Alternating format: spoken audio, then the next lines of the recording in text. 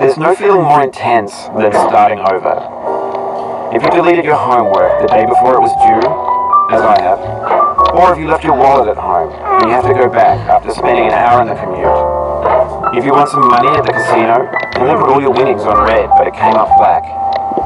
If you got your best shirt dry cleaned before a wedding and then immediately dropped food on it. If you won an argument with a friend and then later discovered that they just returned to their original view. Starting over is harder than starting up. If you're not ready for that, like if you've already had a bad day, then what you're about to go through might be too much. Feel free to go away and come back. I'll be here. Alright, thanks for coming with me on this trip. I'll understand if you have to take a break at any point. Just find a safe place to stop and quit the game. Don't worry, I'll save your progress, always, even your mistakes.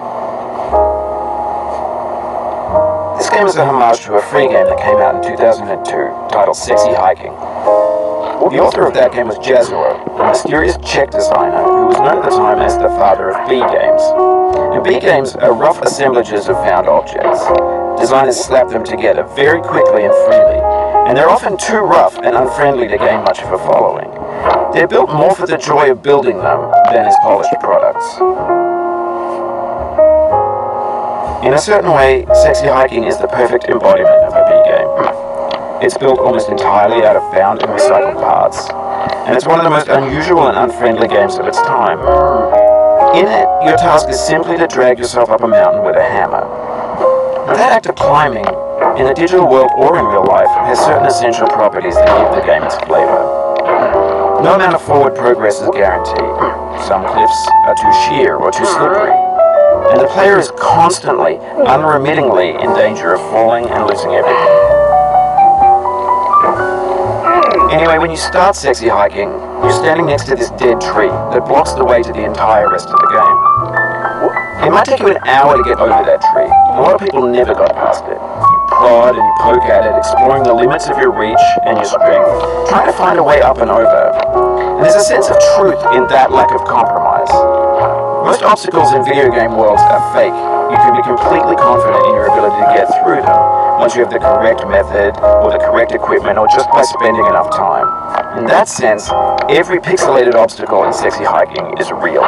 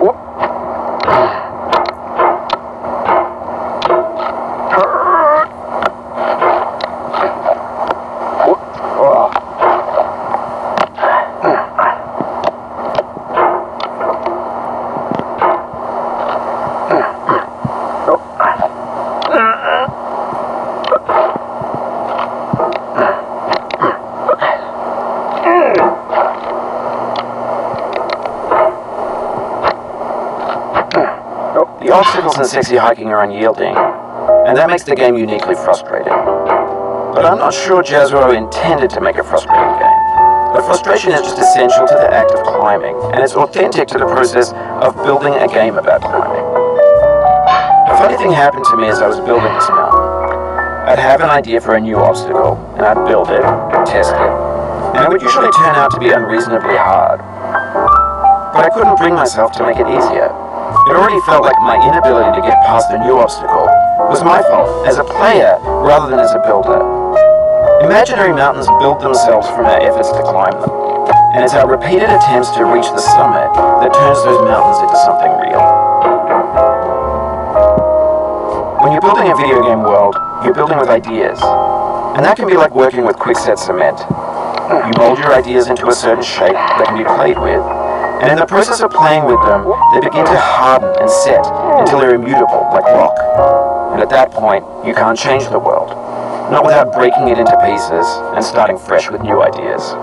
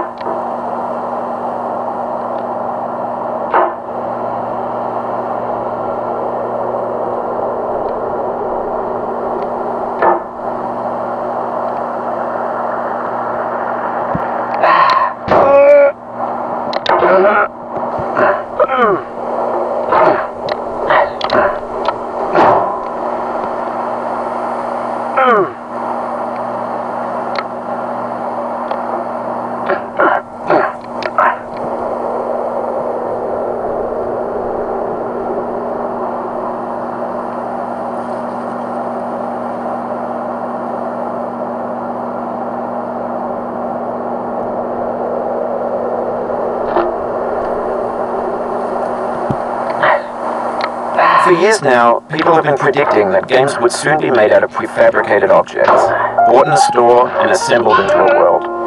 And for the most part, that hasn't happened, because the objects in the stores are trash.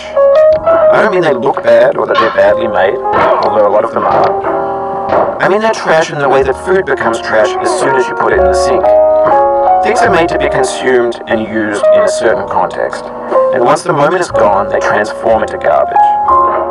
In the context of technology, those moments pass by in seconds. Over time, we've poured more and more refuse into this vast digital landfill that we call the internet. It now vastly outnumbers and outweighs the things that are fresh and untainted and unused. When everything around us is cultural trash, trash becomes the new medium, the lingua franca of the digital age. And you could build culture out of trash. But only trash culture. B games, B movies, B music, B philosophy.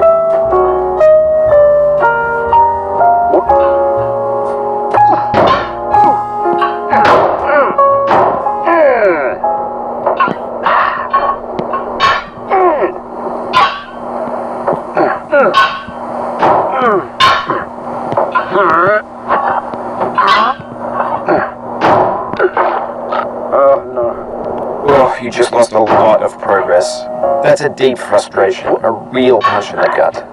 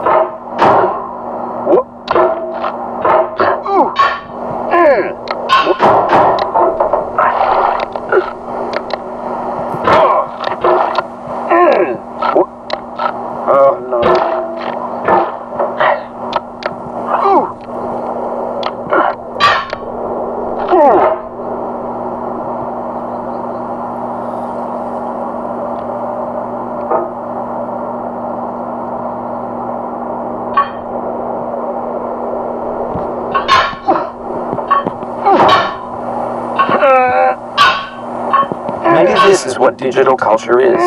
A monstrous mountain of trash, the ash heap of creativity's fountain. A landfill with everything we ever thought of in it. Grand, infinite, and unsorted.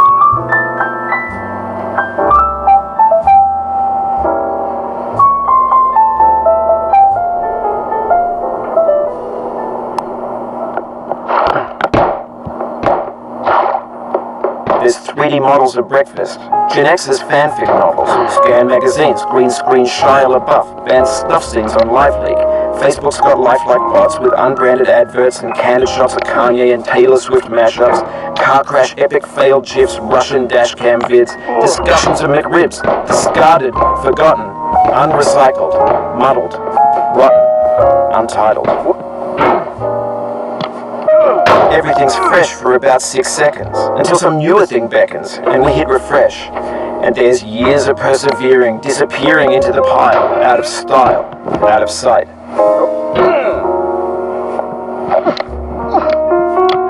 Oof. Sorry about that.